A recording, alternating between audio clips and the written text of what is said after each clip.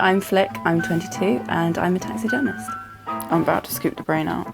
Sometimes when you get on the inside, they can be quite slimy. You have to be firm. You just get used to what it feels like.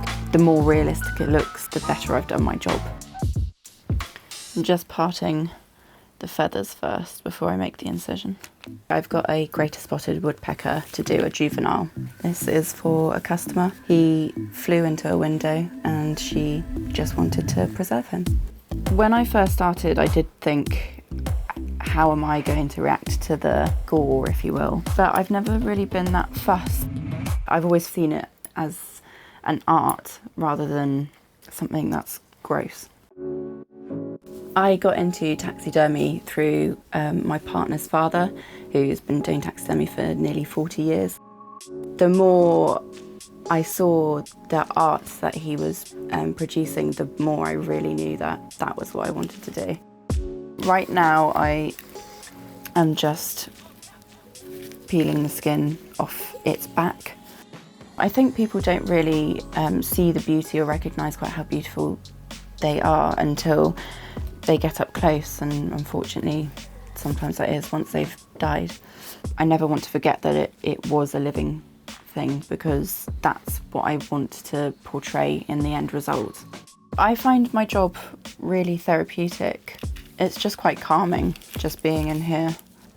My favourite part is probably the feathering and putting the eyes in, because once you put the eyes in, that really brings the bird to life. I've removed all of the meat. The next thing I'm going to do is wash the skin. Just trying to get the temperature right. The stereotype of taxidermy is that it's probably more for older gentlemen rather than young women, but actually it's just such an unknown world. There are so many really fantastic women taxidermists that I really look up to. Now I'm just dunking the head into the borax, which we mainly use because it's a natural preservative. I'm going to make the body out of this blue foam. With the smaller birds, I feel I can get a lot more detail into the body when I carve it out of this stuff. I'm just sewing back up under the beak. I've chosen this because I quite like the fact that it's a little more upright, because I'd like to pose him as if he was about to start pecking away. I'm just wrapping the bird up so every feather will stay exactly where I want it. The drying process usually takes about 2 weeks.